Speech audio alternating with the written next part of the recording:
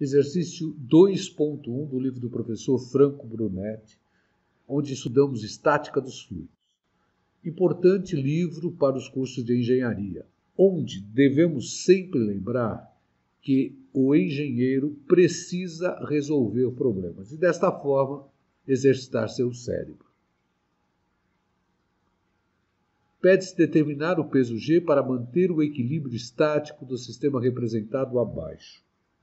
O sistema que está em equilíbrio estático e onde não temos diferença de cotas. São dados.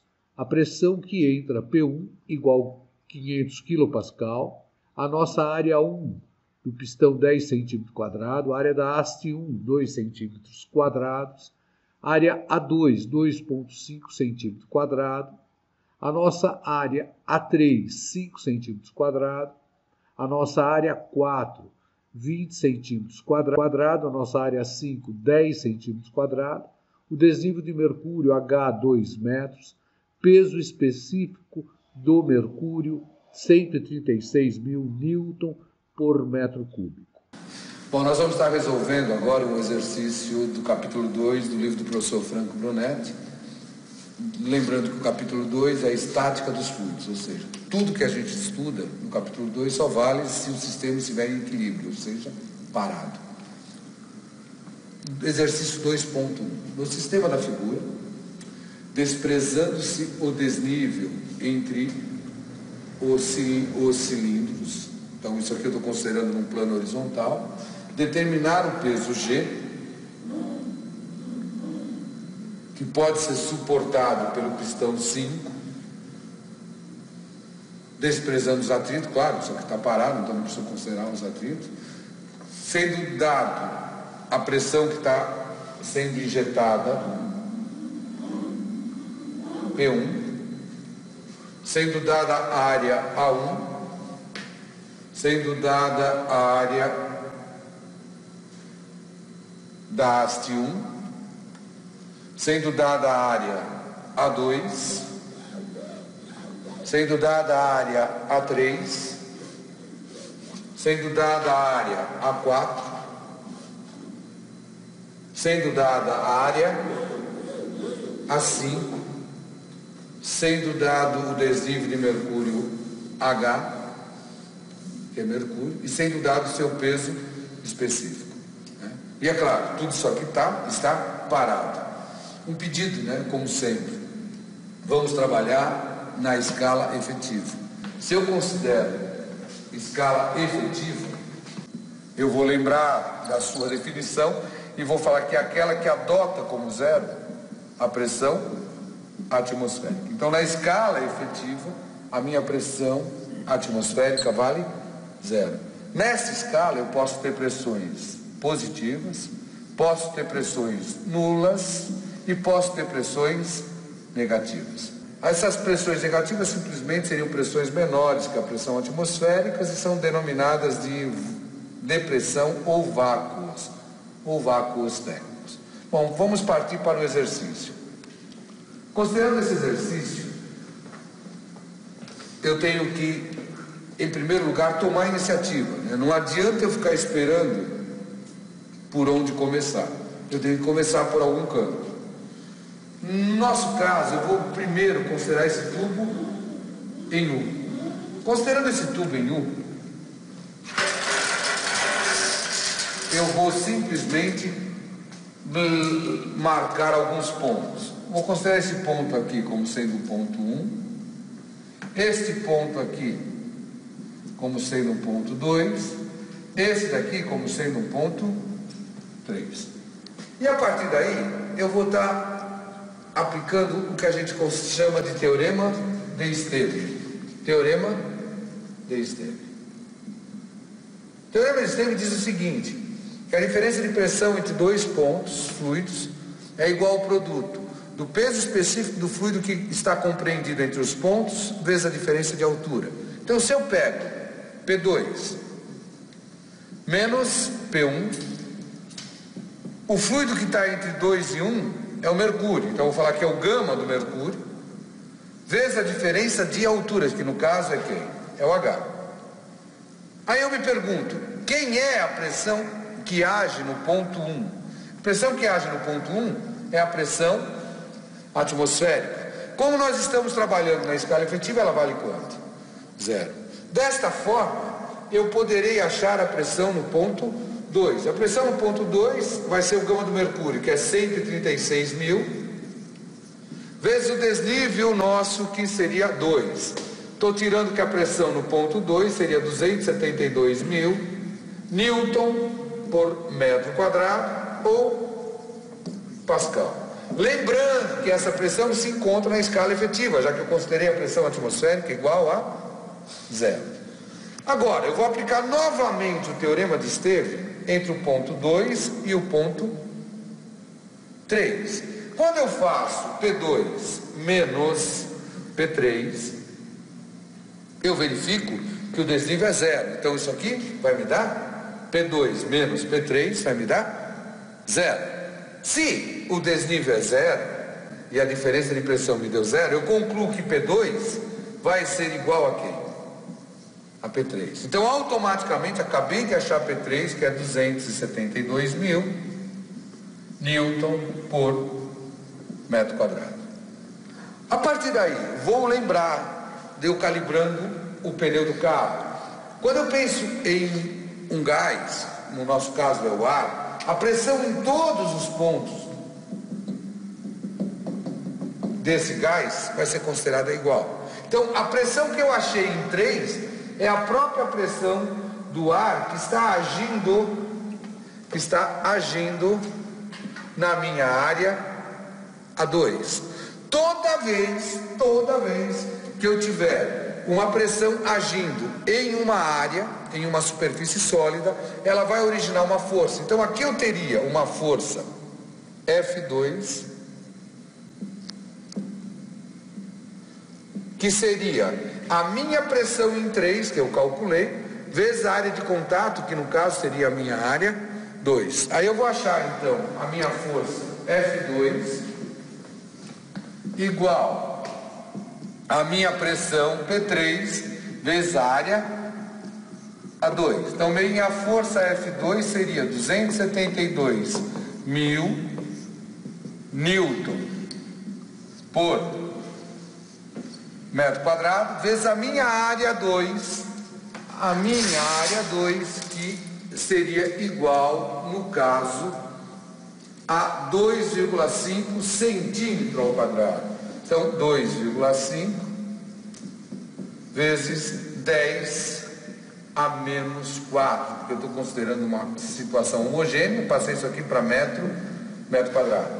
Aí automaticamente a força que eu estou calculando vai ser em quê? Em Newton.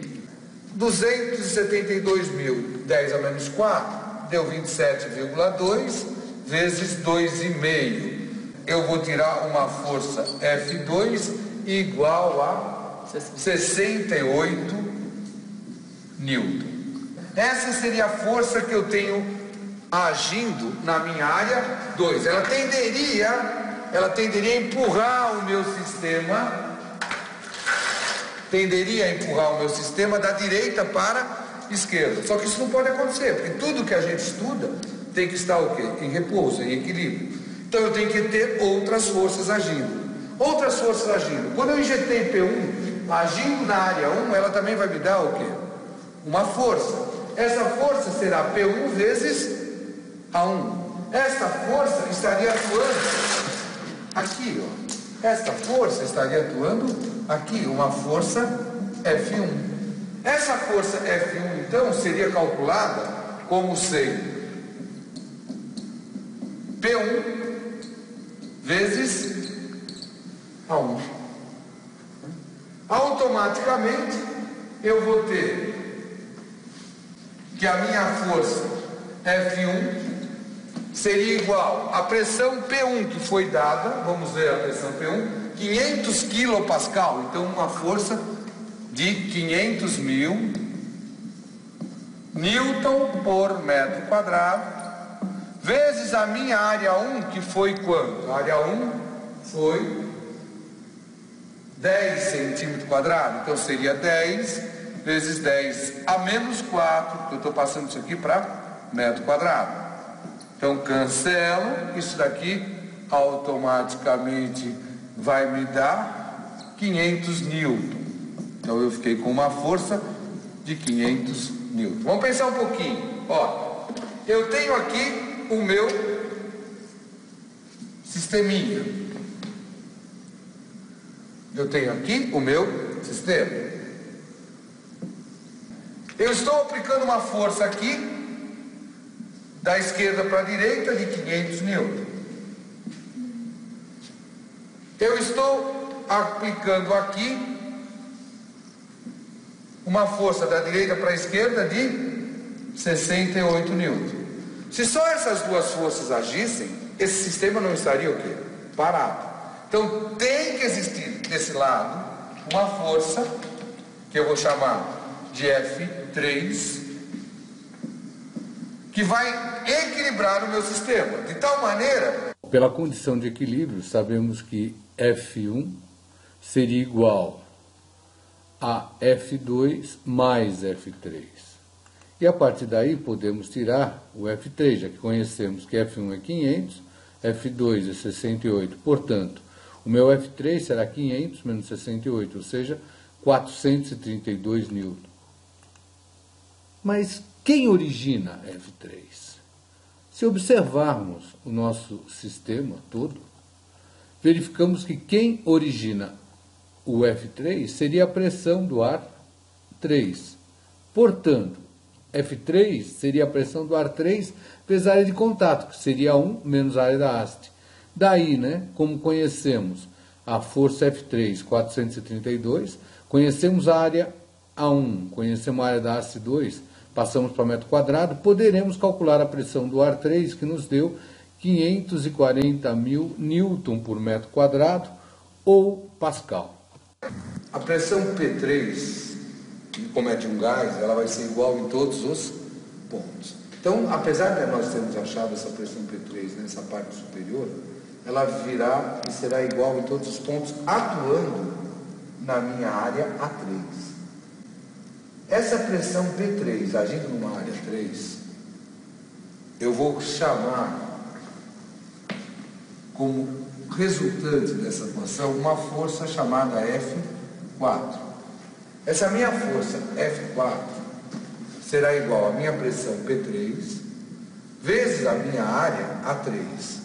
Essa força F4 será 540.000 vezes a minha área 3, que é 5, 10 a menos 4, ou seja, 270 newton. Então eu tenho uma força de 270 newton agindo aqui.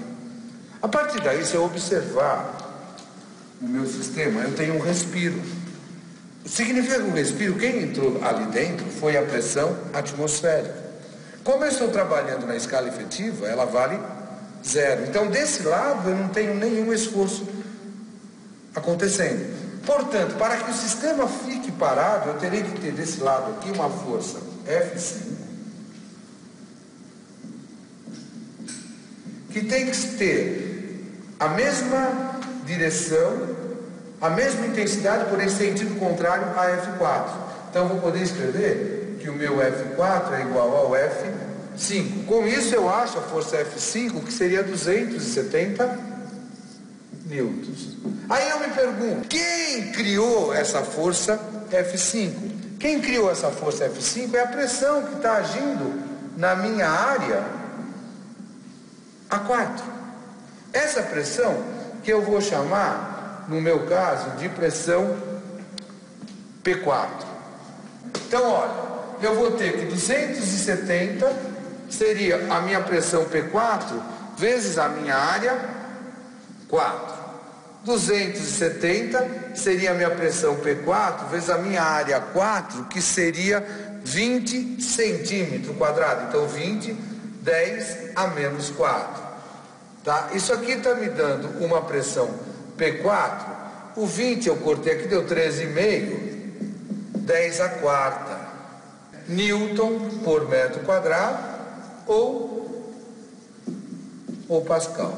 Aí eu achei a pressão P4, só que essa pressão P4, ela também vai agir embaixo do meu êmbolo 5, da minha área 5. Então ela vai me dar uma força que eu vou chamar de F6. Essa minha força F6 vai ser quem? A minha pressão P4 que eu achei, vezes automaticamente a minha área o quê?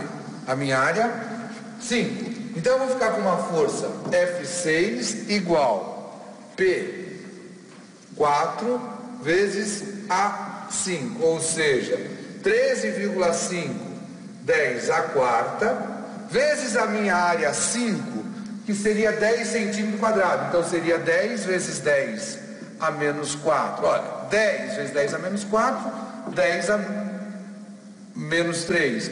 10 a menos 3 com 10 a quarta deu 10.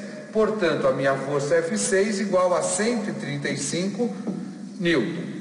Como o meu sistema está em equilíbrio, automaticamente essa força F6 tem que ser equilibrada pelo peso. Então daqui eu vou tirar que F6 vai ser igual ao peso, portanto o meu peso para o sistema estar em equilíbrio igual a 135 newtons, que é a resposta dada pelo livro do professor Franco.